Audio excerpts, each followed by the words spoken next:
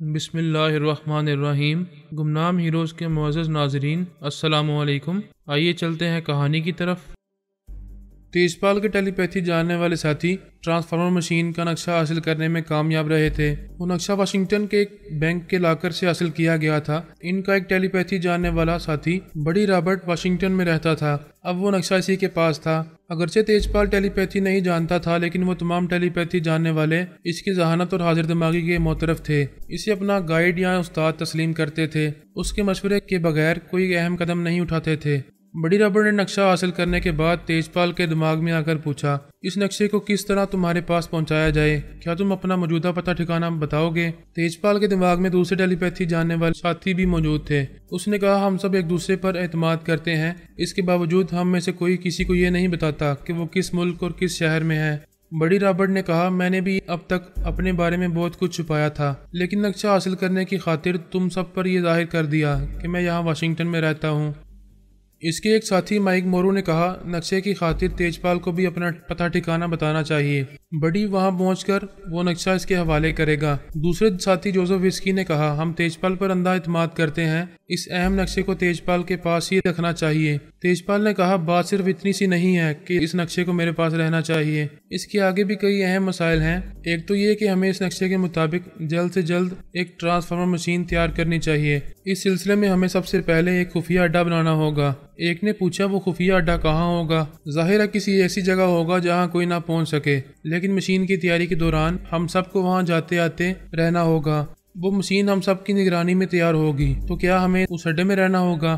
तेजपाल ने कहा, कोई ज़रूरी नहीं है कि तुम सब इस खुफिया अड्डे में जिस्मानी तौर पर हाजिर रहा करो। तुम सब अपना एक आलाकार बनाओगे। तनवीमी अमल के जरिए इन आलाकारों के ब्रेन वॉश करोगे। इस तरह वो सब अपने आप को भूलकर इस खुफिया अड्डे में दिन रात मसरूफ रहा करेंगे। वो तमाम आलाकार माहिर मैकेनिक भी होंगे। वो इन्हें बेहतरीन तरीकाकार बता रहा था। इसके तमाम साथी तवज्जो से सुन रहे थे। उसने कहा, तुम सब हमेशा की तरह राजदारी से अपनी अपनी जगह रहोगे और अपने घर बैठे बैठे अपने आलाकारों के जरिए मशीन तैयार कराते रहोगे। जोसेफ विस्किन ने कहा, यह बेहतरीन तरीकाकार है। हम सब महफूज रहेंगे और हमसे दूर किसी खुफिया अड्डे में वो मशीन तैयार होती रहेगी और हम तैयारी के सिलसिले में तेजपाल को दिन रात रिपोर्ट देते रहेंगे। बडी रॉबर्ट ने कहा, हम सब इस फैसले से मुत्फिक हैं। अब ये बताओ कि वो नक्शा कहाँ पहुँचाया जाए? तेजपाल ने कहा, मैं आज से 2 दिन बाद लंदन जाऊंगा। जाने से पहले बडी रॉबर्ट को इतला दूंगा। बडी वहाँ आएगा और वो नक्शा मुझे दे देगा। क्या ये मुनासिब रहेगा? सब ने तायद की। बडी ने कहा, ये मेरे लिए भी बेहतर होगा। अब मैं अमेरिका से निकलना चाहता हूँ। यूरोप या अफ्रीका में कहीं जाकर रहूंगा। इनके दरमियान ये तमाम मामला तय पा गए। इसके मुताबिक वो नक्शा कम अज कम 4 या 5 दिनों तक बडी रॉबर्ट के पास रहने वाला था। तेजपाल ने कहा, मैं अच्छी तरह जानता हूँ कि तुम सब भी टेलीपैथी जानने वाले जगह बदल बदल कर जहाँ भी रहते हो मोहताज रहते हो। फिर भी मैं बडी रॉबर्ट को और ज्यादा मोहताज रहने का मशवरा दे रहा हूँ। जब तक वो नक्शा मेरे हाथों में न आए तब तक बडी को गोशा नशीन रहना चाहिए। किसी भी अहम या मामूली शख्स से मुलाकात नहीं करना चाहिए। खास तौर पर आइंदा 5-6 दिनों तक किसी को गर्लफ्रेंड नहीं बनाना चाहिए। बडी ने कसम खाकर यकीन दिलाया कि इसकी कोई गर्लफ्रेंड नहीं है, और ये दुरुस्त था। इन दिनों इसकी कोई गर्लफ्रेंड नहीं थी। वो सोच रहा था कि वक्त गुजारने के लिए किसी से दोस्ती करेगा। किसी क्लब या तफरीह गाह में तन्हा जाते वक्त इसे यूं लगता था जैसे वो टेलीपैथी की दौलत हासिल करने के बावजूद कंगाल है और इस दुनिया के हसीन नज़ारों से महरूम है। वो टेलीपैथी के जरिए किसी भी हसीना को पलक झपकते ही अपनी तरफ माइल कर सकता था, लेकिन ऐसे ही वक्त नक्शे को संभाल कर रखने की जिम्मेदारी आयद हो गई थी। उसने सोचा, पहले लंदन पहुंचकर वो नक्शा तेजपाल के हवाले कर देगा, फिर इसी शहर में किसी हसीना से दिल लगाएगा। जैसा कि बयान किया जा चुका है कि इस मशीन के नक्शे के बारे में अपने एक टेलीपैथी जानने वाले साथी बिजून को बेखबर रखा गया था। तेजपाल और इसके टेलीपैथी जानने वाले साथियों को शुबा था कि सोनिया इसके दिमाग में आती जाती रहती है, क्योंकि बहुत अरसा पहले सोनिया ने इसे ट्रैप किया था, फिर बाबा साहब के दायरे के दस्तूर के मुताबिक इसे छोड़ दिया था। लेकिन तेजपाल और इसके साथी समझ रहे थे कि सोनिया बिजून के जरिए इन सब का सुराग लगाएगी। वो दुरुस्त समझ रहे थे। सोनिया ने सुराग लगाने की कोशिश की थी। बिजून के ख्यालात से पता चला कि तेजपाल और इसके तमाम टेलीपैथी जानने वाले मुख्तलिफ मुल्कों और शहरों में रहते हैं और किसी को अपना पता ठिकाना नहीं बताते हैं। फिर पारस और सोनिया को ये मालूम करना था कि वाशिंगटन के उस बैंक के इलाके से क्या चुराया गया था और किसने चोरी किया है। बिजून के ख्यालात से ये पता चला था कि वो बडी रॉबर्ट की मौजूदा रिहाइशगाह को जानता है और वो इस तरह के बिजून वाशिंगटन में था। इसने एक गोल्फ क्लब में बडी रॉबर्ट को देखा था। इन दिनों बडी के साथ इसकी एक गर्लफ्रेंड थी। गर्लफ्रेंड तो आनी जानी चीज होती है, वो जा चुकी थी। फिल वक्त बडी तनहा था, लेकिन सोनिया ने बेजून के दिमाग पर कब्जा जमाकर इसके दिमाग में ये बातें नक्श कर दी कि बडी की एक महबूबा है। इसके जरिए पता चला है कि बडी ने बैंक के लॉकर से कुछ चुराया है। इस चोरी में तेजपाल की पूरी टीम शामिल है, मगर इस टीम में बेजून को खारिज कर दिया गया है। बेजून ने तेजपाल के दिमाग में पहुंचकर कहा, मैं बरसों से तुम लोगों का काबिल एतमाद साथी हूँ, लेकिन तुम लोगों ने इस चोरी के मामले में मुझे बेखबर रखा है। तेजपाल ने बात बनाई। इसने कहा, तुम अब भी हमारे काबिल एतमाद साथी हो, हमें गलत ना समझो, हमारे साथियों ने किसी भी बैंक के इलाके से कोई चीज नहीं चुराई है। बेजून ने कहा, एक झूठ और फरेब को छुपाने के लिए दूसरा झूठ बोल रहे हो। तुम्हें मालूम होना चाहिए कि बडी रॉबर्ट की एक गर्लफ्रेंड है। मैंने इसके दिमाग में घुसकर ये सब मालूम किया है। इस बात पर तेजपाल चुप रहा। अगर ऐसे वक्त कोई दूसरा टेलीपैथी जानने वाला साथी मौजूद होता तो इसके जरिए ये मालूम हो जाता कि बेजून झूठ कह रहा है। बडी रॉबर्ट की कोई गर्लफ्रेंड नहीं है। फिर तेजपाल और इसके साथियों के सिवा ये कोई नहीं जानता था कि बैंक के लॉकर से क्या चुराया गया है। सिर्फ सोनिया और पारस को बॉबी स्मिथ के हवाले से मालूम हुआ था कि मशीन का नक्शा चुरा लिया गया है। जब बेजून ने नक्शा चुराने की बात कही तो तेजपाल को यकीन करना पड़ा कि बडी रॉबर्ट का ताल्लुक जरूर किसी लड़की से है और बेजून ने इस लड़की के दिमाग में घुसकर ये भेद मालूम किया है। तेजपाल ने कहा, बेजून, जब तुम्हें ये मालूम हो ही चुका है तो मैं ये साफ तौर पर कह देना चाहता हूँ कि जब से सोनिया ने तुम्हें ट्रैप किया है तब से हम तमाम साथियों का एतमाद तुम पर से उठ गया है। तुम अब भी हमारे बेहतरीन साथी हो, लेकिन दुश्मनों से अपने अहम राज छुपाने के लिए तुमसे भी बहुत कुछ छुपाना पड़ता है। तो फिर मुझे खुश करने के लिए बेहतरीन साथी ना कहो, क्योंकि जब मैं राजदार साथी ना रहा तो बेहतरीन साथी कैसे कहला सकता हूँ। तुम्हें हमसे बदला नहीं होना चाहिए। तुम बहुत जल्द फिर से हमारे राजदार साथी बन जाओगे। वो कैसे? हम जल्द ही तुम्हें हिप्नोटाइज करेंगे, तुम्हारा ब्रेन वॉश करेंगे और तुम्हारे दिमाग से सोनिया के तनवीमी अमल को मिटाएंगे। बहुत खूब। एक तो अब तक मुझे बेहतरीन दोस्त कहते रहे और मुझे उल्लू बनाते रहे। अब मैं इतना उल्लू भी नहीं हूँ कि किसी भी टेलीपैथी जानने वाले को अपना ब्रेन वॉश करने दूं और इसका मामूल बन जाऊं। बेजून, हमें समझने की कोशिश करो। हम तुम्हारे दिमाग को लॉक करना चाहते हैं। इसके बाद सोनिया फिर तुम्हारे दिमाग में नहीं आ सकेगी। ना सोनिया मेरे दिमाग में आती है, ना अब तुम्हारा कोई टेलीपैथी जानने वाला आएगा। जब भी कोई आएगा तो मैं कुछ कहे सुने बगैर इसे भगा दूंगा। ये हमारी आखिरी मुलाकात थी, अब मुझसे दोस्ती की तवक्को न रखना। बेजून चला गया। तेजपाल परेशान होकर सोचने लगा। इसके साथियों में से एक टेलीपैथी जानने वाला कम हो रहा था। जब माइक मोरू, जोसेफ विस्की और बडी रॉबर्ट अपने मुकर्ररा वक्त के मुताबिक तेजपाल के दिमाग में आए तो इसने बडी रॉबर्ट से कहा, तुम्हारी ये गलती के बायस बेजून हमसे बदजन हो गया है। इसने तमाम साथियों से बेजून के बारे में बताया। इसकी बातें सुनकर बडी रॉबर्ट ने कहा, बेजून ने तुमसे झूठ कहा है। मेरी कोई गर्लफ्रेंड नहीं है, और जब कोई है ही नहीं तो वो किसके दिमाग में गया था? मगर इसका कहना है कि नक्शे का राज इसे तुम्हारी गर्लफ्रेंड से मालूम हुआ है। वो झूठ कह रहा है। तो फिर इसे कैसे मालूम हुआ कि हमने मशीन का नक्शा चुराया है? तुम मेरी बात को यकीन करो, मेरी कोई गर्लफ्रेंड नहीं है। अगर तुम सच कह रहे हो और वाकई तुम्हारी कोई गर्लफ्रेंड नहीं है तो फिर यकीनन ये सोनिया की चालबाजी थी। उसने बेजून के जरिए मुझसे ये गुलवा लिया है कि बैंक लॉकर से मशीन का नक्शा चुराया गया है। बडी ने कहा, यह नक्शा मेरे पास है और मेरे लिए मुश्किलात पैदा हो गई हैं। सोनिया बेजून के जरिए मालूम कर चुकी है कि मैं वाशिंगटन में हूँ। वो मुझे ट्रैप करने के लिए जाल बिछाएगी। तेजपाल ने कहा, तुम अभी इस नक्शे की फोटोस्टेट कॉपी कराओ। एक कॉपी को अपने बैंक लॉकर में रखो और दूसरी कॉपी के साथ आज ही वाशिंगटन से कहीं दूर चले जाओ। बडी रॉबर्ट इसकी हिदायत पर अमल करने लगा। उसने नक्शे की एक कॉपी को वहीं एक बैंक के लॉकर में रखा। फिर अपना मुख्तसर सा सामान एक सफरी बैग में रखकर प्राइवेट फ्लाइंग कंपनी के दफ्तर में आया। वहां से एक त्यारा न्यूयॉर्क जाने वाला था। एक शहर से दूसरे शहर जाने वाली फ्लाइट्स में बआसानी सीट मिल जाया करती थी। इसे भी एक सीट मिल गई और वो न्यूयॉर्क आ गया। अभी इसने ये तय नहीं किया था कि आइंदा किस मुल्क और किस शहर में मुस्तकिल रहायश इख्तियार करेगा। इसे 2-4 दिनों में वहां से लंदन जाना था और इस नक्शे को तेजपाल के हवाले करना था। इसके बाद ही वो अपनी मुस्तकिल रहायश के लिए कोई फैसला करने वाला था। अगरचे सोनिया ने बेजून के दिमाग पर कब्जा जमाकर बैंक लॉकर से चोरी होने वाले नक्शे के बारे में मालूम किया था। ऐसी मालूमात के दौरान बेजून पर यह भेद खुला था कि तेजपाल और दूसरे टेलीपैथी जानने वाले साथी इसे नाकाबिले एतमाद समझते हैं। सोनिया अपना काम करके जा चुकी थी। इसके बाद बेजून अपने तौर पर यह सोचता रहा था कि ये उसकी अपनी हिकमत अमली है। इसने खुद अपने तौर पर तेजपाल को धोखा देकर इतनी बड़ी बात मालूम की है कि वो इसे अपना नहीं समझता था। वो कभी इसे अपना नहीं समझते रहे। उस बेएतबारी के बायस इसका दिल टूट गया। इसने अपने तमाम साथियों से बदजन होकर ये फैसला किया कि वो इन लोगों के मुकाबले में अपनी एक अलग हैसियत मनवाएगा। उन्होंने अपनी टीम से अलग रखा था और वो भी इनमें फूट डालेगा। जो नक्शा उन्होंने चुराया है इसे बड़ी रॉबर्ट से हासिल करेगा। बडी की तरह वो भी वाशिंगटन में था। सोनिया ने जो चाल चली इससे बेजून बेखबर था और इस चाल के नतीजे में इसे मालूम हो गया था कि बड़ी रॉबर्ट भी इसी शहर में है। इस शहर में वो कहाँ है, किस बेस में है, इसका मौजूदा नाम क्या है, ये तमाम मालूमात हासिल करना मुश्किल था मगर नामुमकिन नहीं था। वो जानता था कि टेलीपैथी जानने वाले तमाम साथी किस वक्त तेजपाल के दिमाग में जमा होकर मौजूदा मसाइल पर एक दूसरे से बातें करते रहते हैं। बेजू ने सोचा ऐसे वक्त वो तेजपाल के अंदर जाएगा तो कोई इसकी मौजूदगी को महसूस नहीं कर सकेगा। वो खामोशी से इनकी बातें सुनता रहेगा और इनके इरादों और मंसूबों के बारे में बहुत कुछ मालूम करता रहेगा। बड़ी रॉबर्ट के बारे में भी कोई ऐसी बात मालूम हो सकती थी जो इसके लिए फ़ायदेमंद साबित होती। ये बात इसे मालूम ना हो सकी कि बड़ी रॉबर्ट वाशिंगटन से जा चुका है। इसने न्यूयॉर्क पहुंचकर एक 5 स्टार होटल में आर्जी रिहाइश इख्तियार की थी। फिलहाल इसकी कोई मसरूफियत नहीं थी। वो दिन भर होटल के कमरे में पड़ा रहा, फिर शाम को तफरीह के लिए निकल गया। टेलीपैथी के जरिए जिस वक्त चाहो बेइंतहा दौलत हासिल हो जाती है और जब दौलत हो तो शराब और शबाब के लिए दिल मचलने लगता है। लेकिन टेलीपैथी जानने वालों की ये मजबूरी हुआ करती है कि वो शराब नहीं पी सकते क्योंकि नशे की हालत में वो सांस रोकने के काबिल ना रहते तो कोई भी दुश्मन इनके दिमाग में आ जाता। अपनी हिफाजत और सलामती की खातिर सब भी शराब से दूर रहते थे।